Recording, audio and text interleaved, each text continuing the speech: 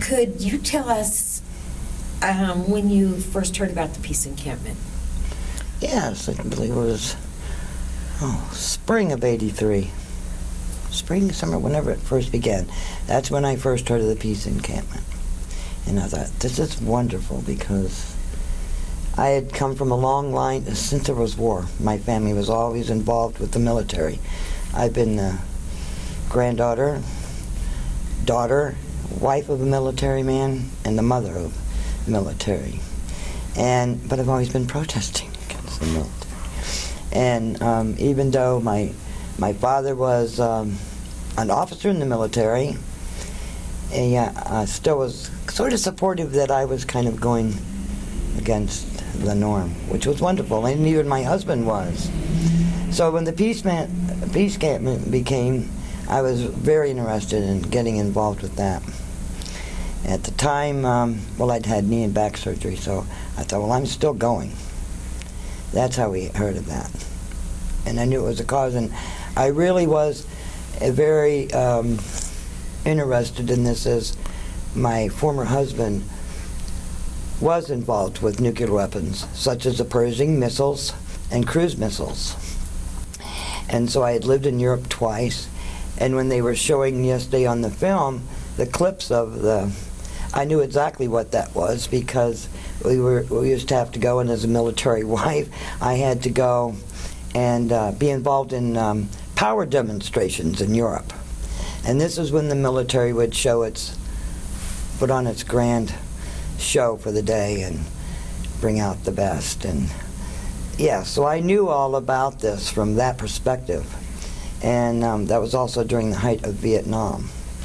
And so my husband at the time was saying that he didn't want to be involved, but he wanted out of the military, but he was rather locked in.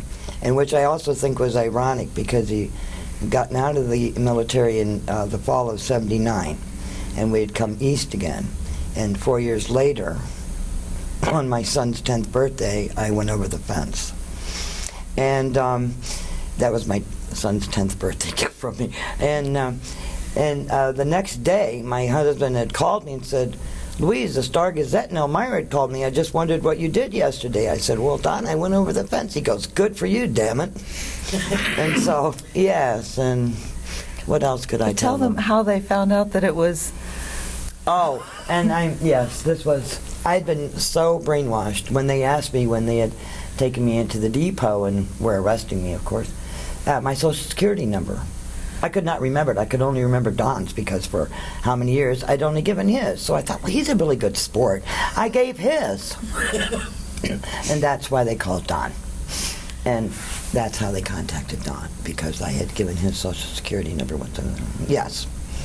And the day that, would you like to hear about the day that we went over the fence? Absolutely. This is one of, I can't even explain the feeling I had. I was bound and determined I was going over that fence. And I cruised around. We had gone with two other friends.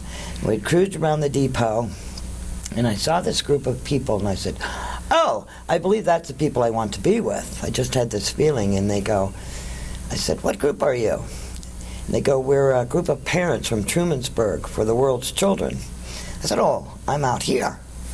And so it was just incredible. Now, Kristen, the friend of ours, stayed behind, crying. But so my friend Amy McDonald and I, you'll see a picture of her in the book, we went over the fence. And when I got to the other side, you can see in that one picture, I remember that the officer that arrested me said something about you comic, whatever. And so I thought, I'm not even going to respond to you. I am responding by standing here.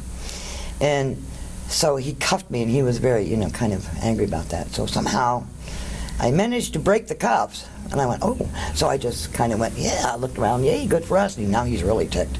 So they put us on the bus, and there's Dr. Spock and all this. I thought, this is just wonderful. It was so energized. And then they take us to these large cages next to each other. And there was 3 nuns from India, They were wonderful in the same cage. And the next cage was Dr. Spock. Excuse me. So I looked at Dr. Spock because we were all kind of talking back and forth, and I said, "Excuse me, Dr. Spock, I'm of the generation that our parents always like, oh my God, they burped, look in that book, Dr. Spock." So we kind of didn't like Dr. Spock. It was like, oh, we can't cross our eyes because Dr. Spock said they're locking our heads. And so we're talking back and forth, and he's listening to me, and I think, what's he going to do? I'm already arrested. But I respected him that he was there. I thought, this is really wonderful. So I said to him, "Excuse me, Dr. Spock, I don't mean to insult you, but I think your book was good for one thing." And he goes, "What was that, young woman?" And obviously quite a long time ago, I said, "Just for smacking all the spoiled children's butts." So he laughed. And about 3 weeks later, we accidentally caught, like, the Today Show. And there he is quoting me on the Today Show. I'm like, wow, I should have charged him. But no, it was just really wonderful that he was kind of in agreement. But the whole point was, I can't even express the feelings of that day. I mean, it was like the same feeling when I had marched with Martin Luther King when I was 18. And, I mean, it even still gives me goosebumps. It was like, people say, what can one person do? Well, I was one person standing there doing something. And I looked around at all these faces, every color, Indian from India, and I thought, this is really wonderful because this is about everybody. It's not just about, I didn't feel just me. It was like everybody can do something. So, Chris, what was going on for you watching her go over the fence? Well, coming from a family that was anything but military, this was my first experience of doing anything that was against the government or against a power structure of any kind whatsoever. So when Louise said she was going to do this, I had this lump in my throat, and I was terrified. I was absolutely terrified. And as she's leaning over the fence, yelling, "This is for my children," and I'm like, the world's children. The world's children. And knowing that it was middle son Sean's 10th birthday, I'm like, oh my gosh, what if they hold her? What if they don't let her out? What am I going to tell her son? And I was crying. I took pictures because I felt that this was something that had to be documented just because I was so proud of her, but I was so frightened. I didn't know what would happen to her, how long they'd hold her. This was long before cell phones, so there was no way I could call anybody from out there. But I was in a cell. Oh, sorry. You may edit that. And I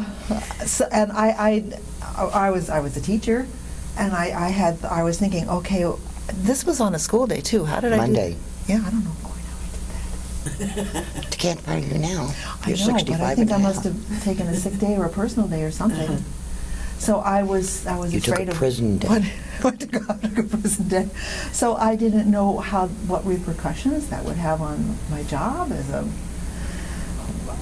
all these things were going through my head. And I know we had another friend there, but honestly, I don't even remember where she was. All I could focus on was Louise going over that fence, and everyone was really kind. They helped her over because she had just had these surgeries. They helped her over, and I felt that she was with a group that were obviously really solidified and together. And There wasn't anyone that wasn't. except for those on the outside, and I felt very frightened. I mean, everyone was cheering the people going over. And even though I did have another friend with me, I was still very... I told you I would be out by 1,400 hours. She did. She assured me from the get-go, Chris, this is just civil disobedience. It will be fine. I will be out. They'll let me out in probably an hour or two. But Louise comes from a long line of marchers, and she and her brother I figured it was my duty if my 9th and 8th great-grandfather saved the Liberty Bell from the British, one side Declaration of Really Independence. did. I believed that this was our duty, but that was, of course, from a different perspective. It was like rah, rah, rah, And I thought, no, it's my duty to do whatever. Now, it's not that I will just jump on any bandwagon. I have to really believe in a cause. But that was not the first time I had been arrested. Uh-huh. No. And I don't think it'll be the last time either. Probably. No. Yes, it was like instant family. I felt, like everyone near me was family. I didn't feel disconnected from anyone. It was like every face was somebody that I'd already that I recognized. It was very. It was, oh my God. When Amy and I were let out of there, the song "Never Gonna Break My Stride," I had a tape of that, and we couldn't get that old whatever in the car cranked up high. We were just flying higher than going, we're ready for the next one. I didn't feel like, wow, raw me. No, I was like, I can't find the adjectives for it. It was just so incredible. Tell them some of the things that happened to the folks that were in your cell. There were on a the couple inside. that I've were heard kind these of getting, stories. it started to rain, drizzle kind of. And so there was a couple young females MPs, and I'm thinking, you really want to be on this side, and I know it. But they were so kind, they handed us out some giant garbage bags, like hefty or whatever. So, and I'm going wimpy, what? Just saying these crazy things as you can hear me doing now. So it's drizzling, so we cut holes in the maid necks, and we had a fashion show, and there was like Natalie Napalm and Betty Bomber and, all these absurd things that we were going, and that helped to pass the times. And there were a couple guards that were walking by trying to be like, really, Mr. Whatever, and they kind of looked over and they kind of snickered, and I went, gotcha. But they quickly got back in place and went with their duty. But I think looking in those faces, some of them I thought, you know it too. And like I said, my former husband being involved with Pershing missiles, I'd been on that base. In the summer of '77, my children and I came back from Europe ahead of my husband several months, and I went to that base. Now, when I was being inside the base, and they were saying, have you ever been on this base before? I said, yes, I have. They go, what? When were you arrested before? I said, no. I said, as a military dependent. What? I said, yes. My husband was, and I gave the unit number. I said, Pershing missiles.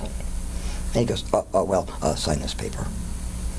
So he was a little nervous, to say the least. But I knew they were there. So, denying and, yes, because my husband was with the Pershing missile unit based in Germany. But he knew that they would come there and would be transported to other units. Also, one of my cousins at the time was in missile silos in Utah. And he was one of the top generals during Vietnam. So I would hear them speaking. So I knew all these things. And to go to power demonstrations when they're showing Pershing missiles, it was no secret in Europe. These were being sent from bases in the United States to bases in Germany, Heidelberg, Germany. Yes. I almost brought some film. I have it on old 8mm film.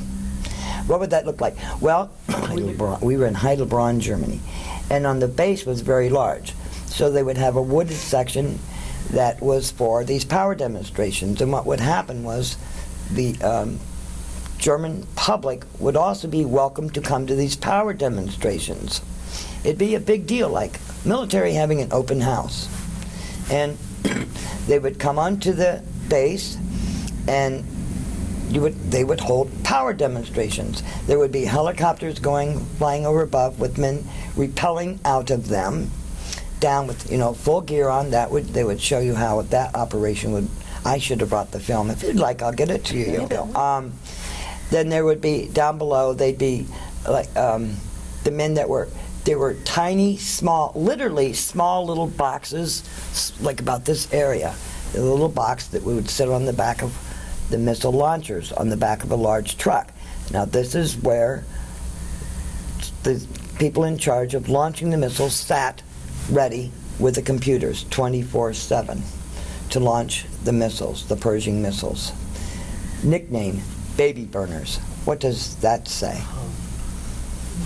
Baby burners. I will get that film to you. Now, this was not the first time I'd been exposed to the power shows. There was in Oklahoma.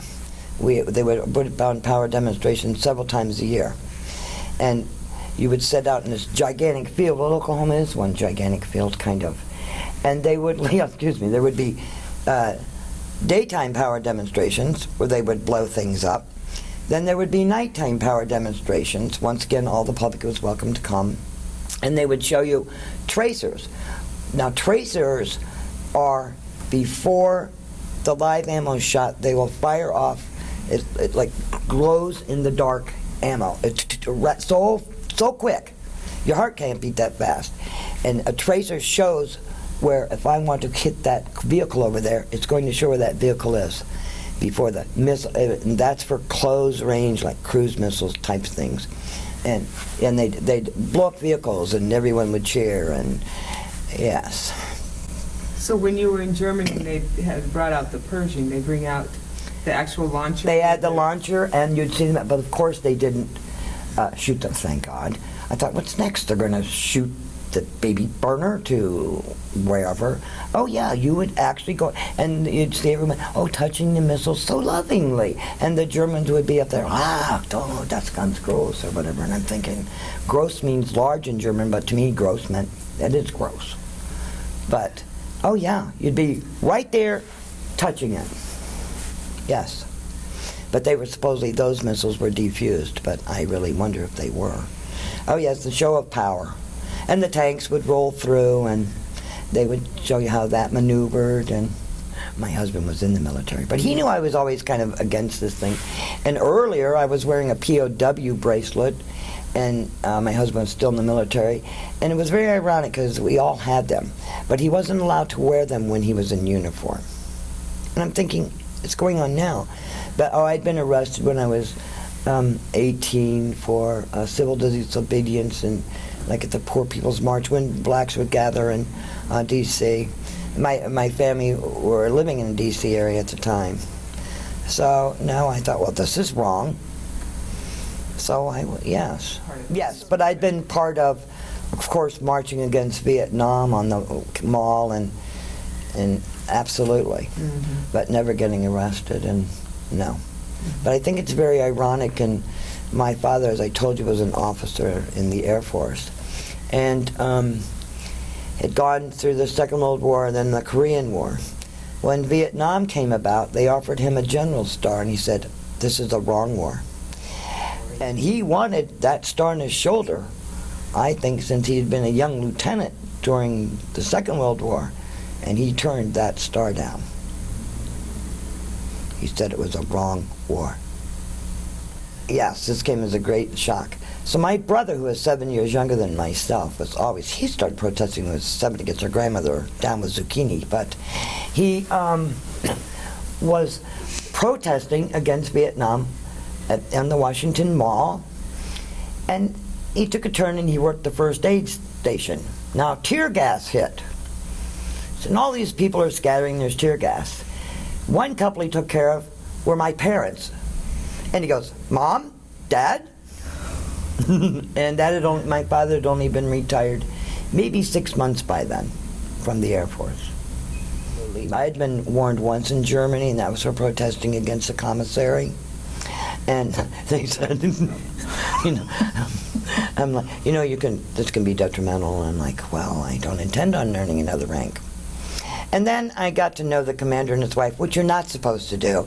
And they're going, "Oh, she's right, and we'll fix that problem." So, yeah, they kind of always, I'm sure the record on me was whatever, but my husband was very understanding about this. So it was like, he really wanted out of the military, but it was a locked-in commitment. So if you had to get up, a wrong is a wrong. A wrong against humanity is a wrong. Yeah, well, unfortunately, I think there is a military that sometimes is needed, and I think that's a shame. But do I think it's good? I think it was good. Well, I have some memories of things like when I was only 7 and my father was in Korea, and he was taking care of Korean orphans. But why were there Korean orphans in the front? But I used to think, oh, well, we're almost like the good guys in white hats. So my father's over there, and they'll fix this problem and take care of the children of the world. This is the right thing. But as far as the military, I know for some people they've been. My middle son, who finally was always a pacifist. I was very surprised he went in, and that didn't last long. So I think as far as the education he received, that was a good thing. But for what price you have to pay for that. I was raised with the attitude, you may not like the effort, but you must always support the warrior. So to separate it, during the height of Vietnam, between my husband and myself, we had 26 family members involved with Vietnam at one time. In Vietnam. Don had a family of 16 children. I had several. That's an unbelievable number. One's too many. And close friends. And someone said, "Oh, look how fortunate they all were, though. Most of them came back." No, they didn't. They may have physically been there, but mentally, they're never coming home. And to hear you're being told you treat your family like the military because the military is your family. Chris and I both did. We went on several occasions out and off.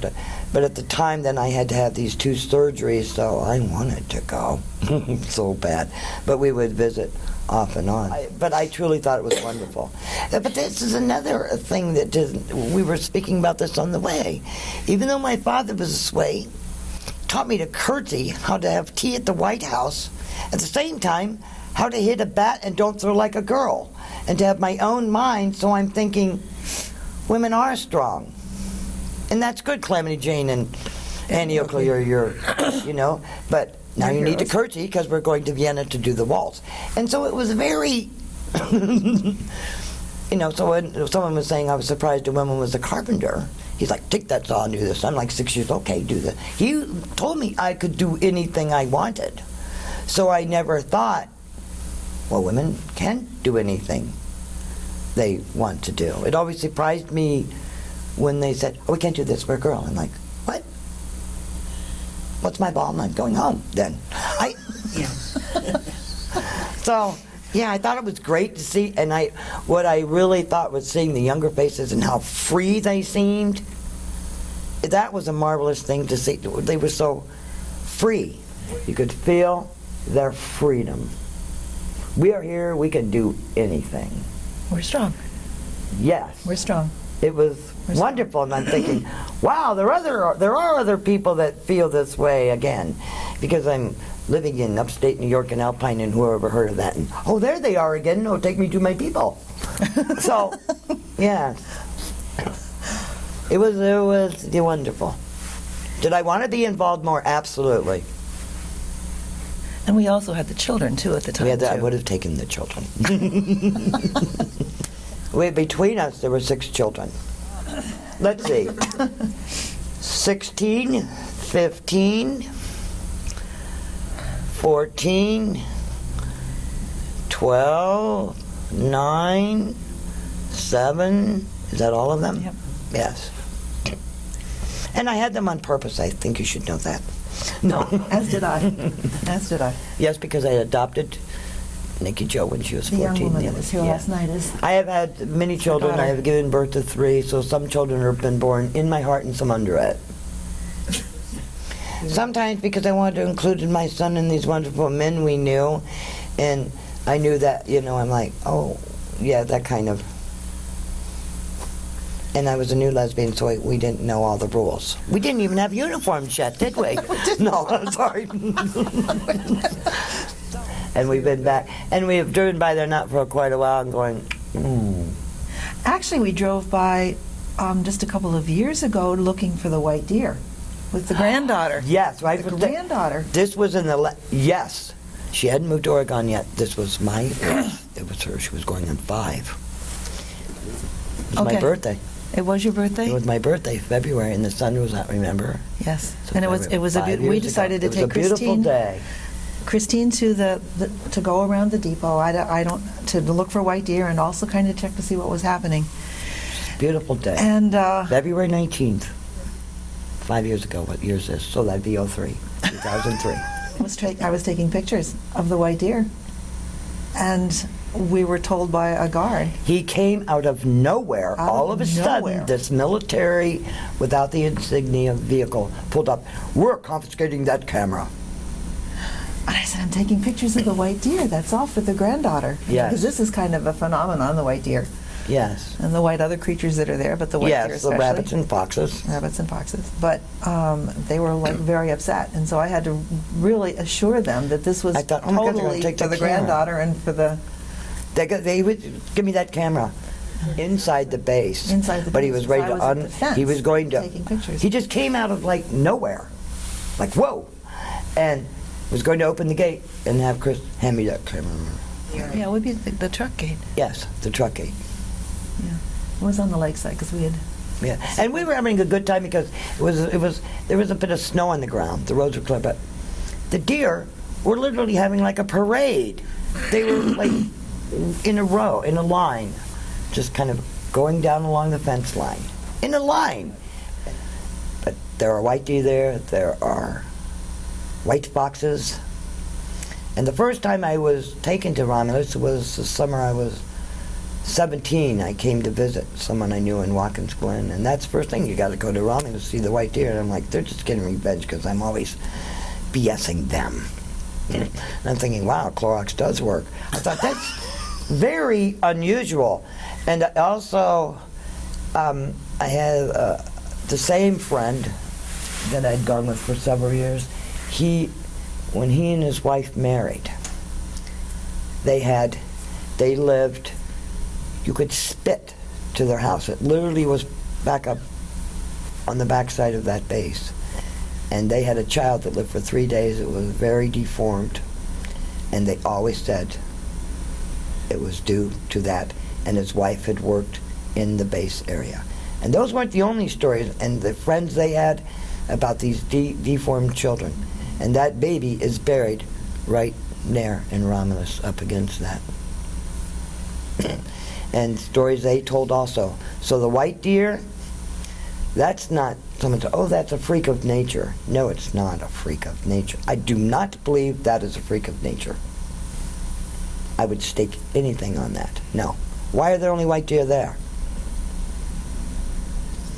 I think that came from nuclear waste, who knows what. Yeah.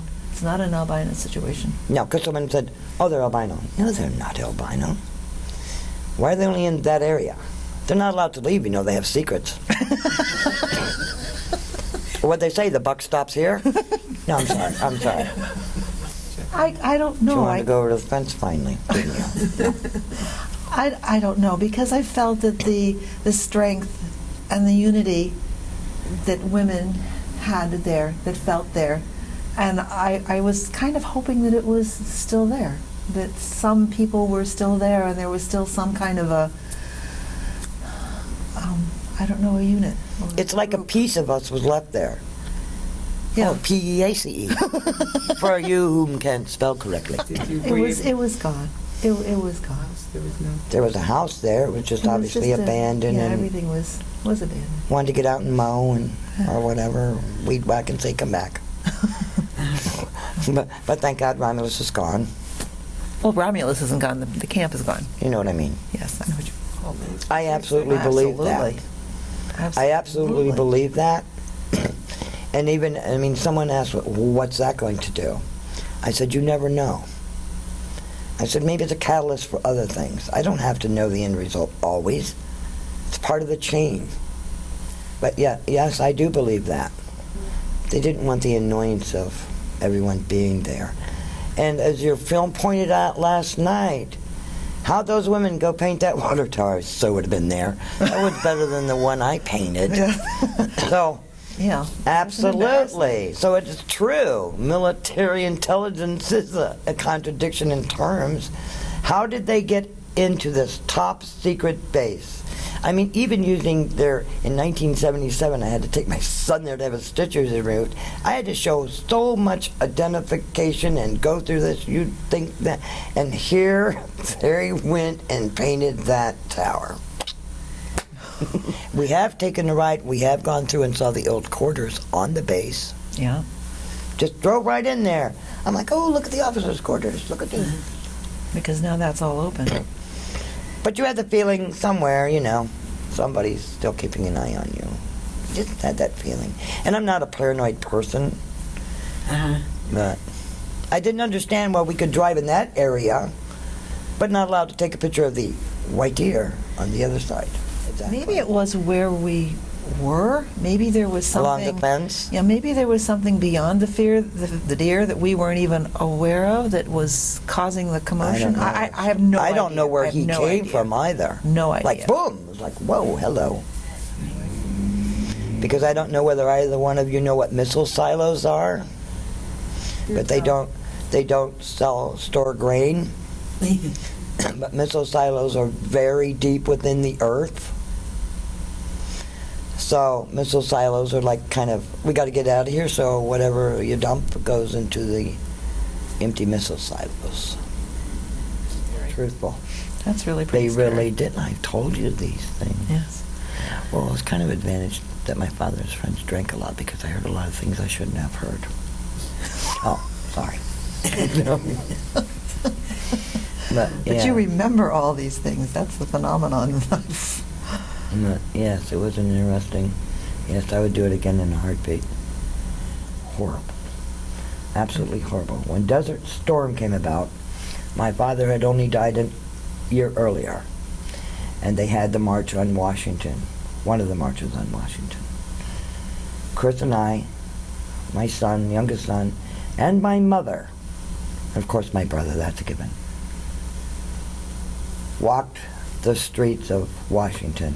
And that was totally wonderful to see my mother marching with us, really angry. So on my thoughts today, I'm very angry about this war. It's a wrong war. This is a wrong war. Absolutely a wrong war. I think people sometimes want to, but they're afraid to. They're very divided. Of course, they're going, you're anti-American, you're against the war. And there's sort of, I don't know, if more people would come together. That truly was, I felt like the whole country came together in the 60s eventually. And I don't feel that's happening now. I think people are scared. I think that people tend sometimes to get in a comfortable rut, and they like that rut. And, they don't know how, well, what can we do? We like this rut. Well, you could be a voice. You're saying you don't like the rut. You're saying you don't approve of this. Then take a stand. What can one person do? Take a stand. Take a stand. The thing is, people should be able to live as people. Well, we know that. And they should be allowed within their own world, their own homes, to have their own religion and their own beliefs. No one. And to go and say this is wrong, and you have to believe the way we believe. I just have that feeling that so many of the world's little groups are saying that you can't believe that way, and we're going to march in and tell you this is the way you have to be. I know, it's never made sense to me. We're going in there as this power because we want you to live this certain way. It was like the young man I met when I was on my 16th birthday, entering East Berlin in the dark of night on a train. And he was only 18 years old. And we met in the middle of the night on the train at one of the checkpoints before entering East Berlin, which was an island. And him saying to me, come to my country. Explain America to me, and I'm supposed to do this in 15 minutes. And I'm really cool turning 16, in my new trench coat. But trying to be that cool, I'm like, oh my God. And there he is. I'm looking at this baby face thinking he thinks he's right too. He thinks he's right too. But I think for us to always think we're right and someone else is right. But humanity is humanity. And I think this war, we're killing how many thousands of Iraqis for what? For what? So we can prove we're right? Or I don't know, No, I believe this is the wrong war. What are my grandchildren? Grandma, then, why is there still war? Because there's still ignorance in the world. What's my answer? What am I supposed to tell them? It's a wrong war. It's a wrong war. Ignorance and prejudice. It's a wrong war. It's a just work. I mean, it's crazy that terrorists were well, they want us to believe everybody's a terrorist. Well, Chris was standing on the outside of the fence taking the photographs, and I hadn't looked at that book in quite a few years, and so I decided this needs to be passed on to my children, whomever. So I placed them in the book and kept the articles, and some of them aren't quite in order. So when I looked back there last night, looking at those, I was like, all hot under the collar, kind of again, like, gee, we're going to go over a fence about this war. You know, or I mean, even watching your films, the films were so beautifully done. I was like, yes, going over look at them going over that fence. It was like, where's our fence now? Or even whatever fence that be, you know. It's like, something needs to be done now, and I've been saying this since it's like, we need to do something now. Now. But there is no solidarity. But the book, There is no. the book is that this was a piece of history, herstory. Yes, that's something that it takes one human being with another linking together. Something can be done. That's the way it is. Something can. That's what this country was founded on. Something can be done. But yeah, it only takes one person.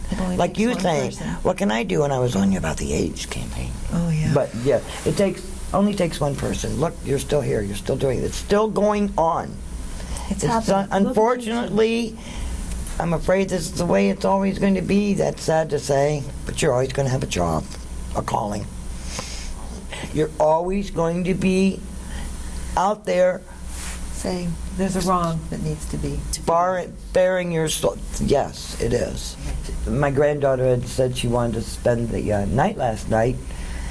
Then I went, oh, that's what I said.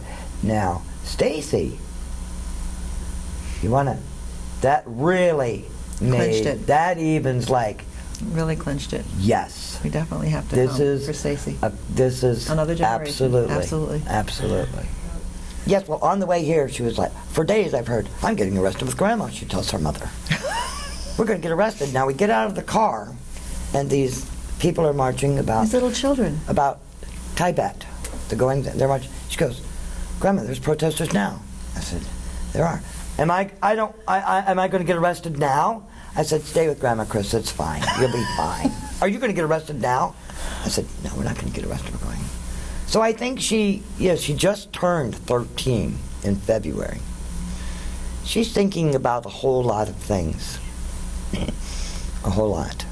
Yes. I think she took a lot back to her school, her little school in Odessa. Yes, she did. She will Monday. She told all her friends, I'm going Friday night to get arrested with my grandmothers. She told them last night. I said, tell them you can't text anymore this evening, that we're getting onto the police van. So she did. But yes, I think, 13 years old. Now, by when I was 13, I'm thinking, oh my God, the things I'd been exposed to by then, or it's a total, I'll have to say a positive for the military. It allotted me, and I had a great education, traveling and listening. So there's a plus. I really did. Or where could I have gone? Met Anne Frank's father. And your father taught you to question. Oh, yeah. So, yes, I learned. Yeah, she did. She met Anne Frank's father. I did. So many things that, yes. When I want to have fun, want to have fun. But I thought they're never going to believe me if I don't behave. I absolutely believe, and I absolutely do. Yes. It is our duty and our soul. It is morally wrong if we don't take a stand for it to be a better world for everyone. That is, yes, that's, yes.